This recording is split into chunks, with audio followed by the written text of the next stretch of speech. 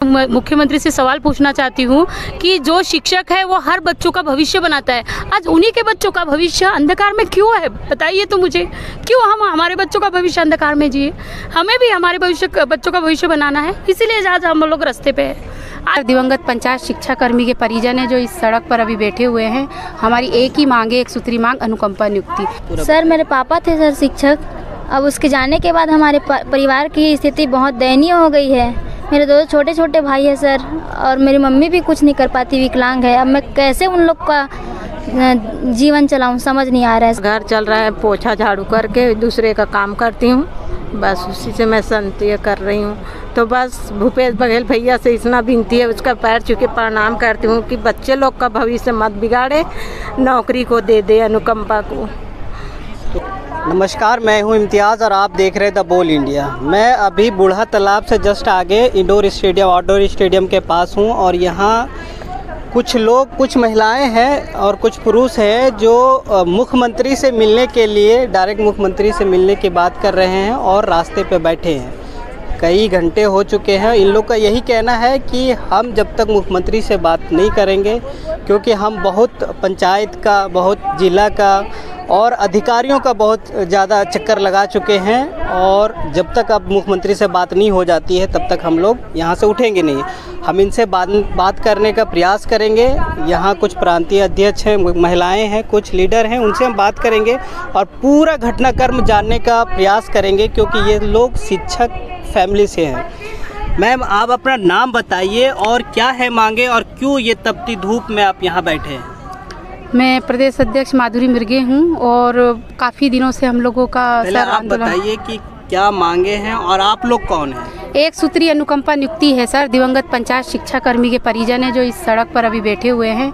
हमारी एक ही मांग है, एक सूत्री मांग, अनुकंपा नियुक्ति। हम लोग 3 साल से लगातार गुहार लगाते आ रहे हैं और सत्ता पे आने से पहले माननीय मुख्यमंत्री जी जब विधायक थे तो उन्होंने वादा भी किया था हम लोगों से कि जैसे ही मेरी सरकार आ जाएगी मैं तत्काल अनुकंपा नियुक्ति दे दूंगा, लेकिन अभी तक निराकरण नहीं हुआ। 58 दिन 2021 में 21 जुलाई से ये पूरी पीड़ित विधवाएं महिलाएं पेड़ के नीचे बूढ़ा तालाब में अनिश्चितकालीन हड़ताल पे बैठी थी सर। 58 दिन के बाद एक कमेटी गठित हुई थी मुख्यमंत्री के निर्देश पे, और कमेटी का निर्णय वरिष्ठ अधिकारियों के द्वारा 1 महीने में सौंपने वाले थे, लेकिन आज 10 महीने होने को आ रहे हैं, कमेटी का निर्णय सार्वजनिक नहीं किया गया है। फिर से हम लोग रोड पे आ गए हैं। आखिर सरकार चाह क्या रही है? पूरे प्रदेश भर में आप लोग कितने हैं? 1269 लोग हैं सर, ज़्यादा संख्या भी नहीं है। और हम लोगों की एक ही डिमांड है कि हमारे जो मुखिया थे, शिक्षक थे, पंचायत शिक्षक थे, तो हम लोग की एक डिमांड है कि जिसकी जैसी योग्यता है उसी आधार पे अनुकंपा नियुक्ति होना चाहिए, जैसे अदर विभागों में की जाती है वैसे ही हमारी डिमांड है। हम ये नहीं कह रहे कि हमको शिक्षक बनाया जाए, हम ये भी नहीं कह रहे हैं, हमको हमारी जैसी योग्यता है उसी आधार पर अनुकंपा नियुक्ति मांग रहे हैं। और लगातार हम लोग गुहार लगाते ही आ रहे हैं। ऐसे कोई से कांग्रेस नेता नहीं बचे जिनसे हमने मुलाकात नहीं करी है, और ऐसे कौन से विधायक नहीं बचे हैं जिनसे हमने बात नहीं करी है कि हमें मुख्यमंत्री से मिलाया जाए, लेकिन आश्वासन पर हाँ मिलाएंगे। अभी मुख्यमंत्री जी मिलना नहीं चाहते। क्यों नहीं मिलना चाहते?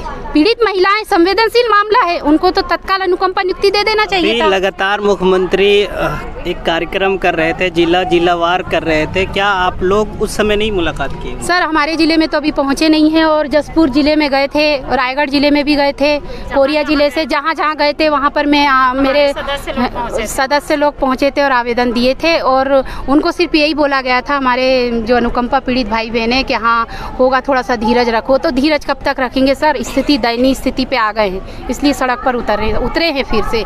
और अभी आप 7 जुलाई को गोपाल कृष्ण पंडा की मिसेज हैं, उनको अनुकंपा नियुक्ति दी गई व्याख्याता के पद पर, तो उनको किस बेस पे, क्या उनका टीटी था, क्या डीएड था जो उनको अनुकंपा नियुक्ति दी गई? वो भी आप ही लोग के साथ पीड़ित थे वो, लेकिन हमारा मतलब मामला नहीं था वो। हमारे मतलब हमारा जो संगठन है उनसे अलग थे, लेकिन कैबिनेट में संशोधन किया गया।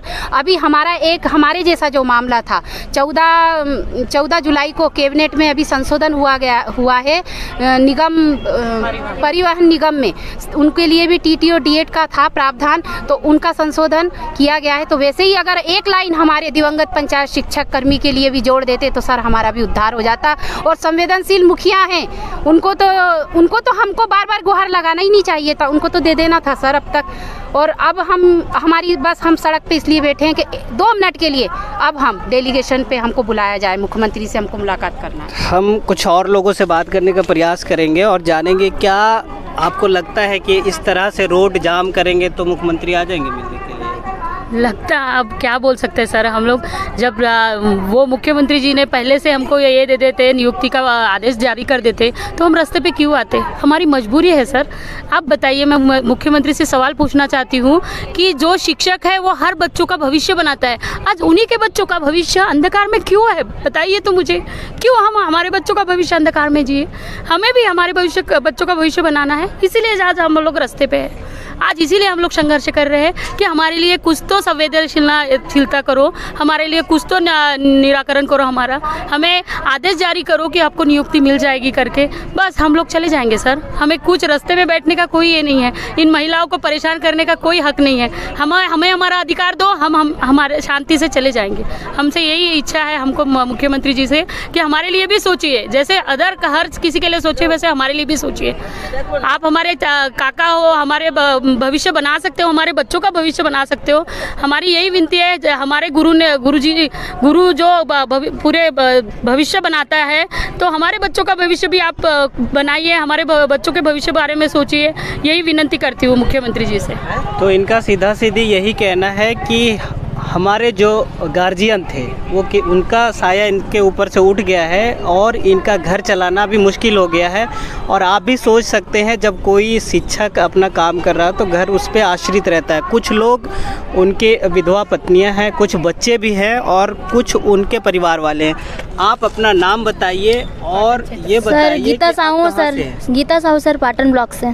जी, क्या कहना चाहते हैं आप? मतलब आपके परिवार में कौन थे कार्यरत और कैसे क्या हुआ पूरा? सर मेरे पापा थे सर शिक्षक। अब उसके जाने के बाद हमारे परिवार की स्थिति बहुत दयनीय हो गई है। मेरे 2 छोटे छोटे भाई हैं सर, और मेरी मम्मी भी कुछ नहीं कर पाती, विकलांग है। अब मैं कैसे उन लोग का जीवन चलाऊं, समझ नहीं आ रहा है सर। बस अनुकंपा नियुक्ति का आस लगाए बैठे हुए हैं सर, जल्दी से निराकरण कर देते तो अच्छा होता। तो मैं बताऊं कि ये ज़्यादा लोग नहीं हैं, 1200 कुछ लोग हैं और इनका यही कहना है कि जिस तरह से हमारी योग्यता है, बस अनुकंपा नियुक्ति के तौर पे आप किसी भी विभाग में, शिक्षा विभाग में ही आप हमको रख लीजिए। और ये चीज़ अभी इन कुछ लोगों से और हम जानने का प्रयास करेंगे। कुछ लोग, आप अपना नाम बताइए, किस ज़िले से हैं और क्या अभी आपको घर चलाने में कितनी परेशानियां आ रही हैं? मैं विद्या साहू हूँ, बिलासपुर ज़िला से हूँ। और मेरा घर तो खुद का घर नहीं है, मैं किराया पे रहती हूँ। और मेरा पति 2012 में डेथ हुआ, मेरी बेटी का 2016 में। और मेरा घर चल रहा है पोछा झाड़ू करके, दूसरे का काम करती हूँ, बस उसी से मैं संतुष्ट कर रही हूँ। तो बस भूपेश बघेल भैया से इतना विनती है, उसका पैर छू के प्रणाम करती हूँ कि बच्चे लोग का भविष्य मत बिगाड़े, नौकरी को दे दे अनुकंपा को। तो आप देख सकते हैं, बात करते हुए इनके आंखें नम हो गई। और नम इसलिए हुआ क्योंकि इनको कहीं ना कहीं घर चलाने में परेशानियां आती होगी, तभी ये लोग हार के यहाँ बैठे हैं। आज सरकार से बस यही विनती कर रहे हैं कि हमको किसी प्रकार से संविलियन दे दीजिए, अनुकंपा नियुक्ति दे दीजिए, और इनका कुछ मांग ज़्यादा नहीं है। आप देखते रहें द बोल इंडिया, मैं हूँ इम्तियाज़।